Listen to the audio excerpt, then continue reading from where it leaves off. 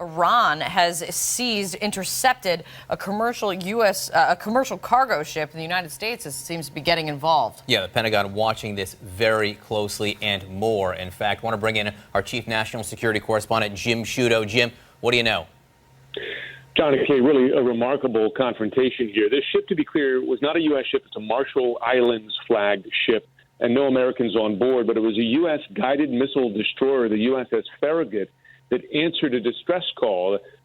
Elements from the Iran Revolutionary Guards, they have their own navy. They attempted to force this ship into Iranian waters.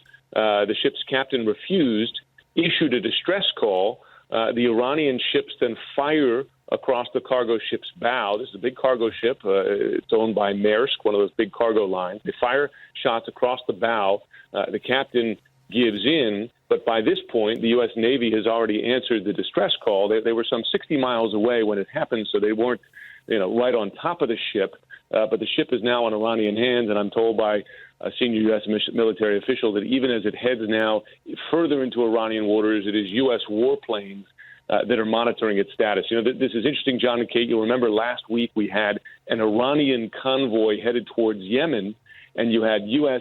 Navy ships, including an aircraft carrier, diverted down there to watch and kind of send a signal, don't go there. To have this happen just a few days later with the U.S. Navy involved, it just shows how close Iranian and U.S. naval warships and military assets are over there. And just, these things can get very tense very quickly.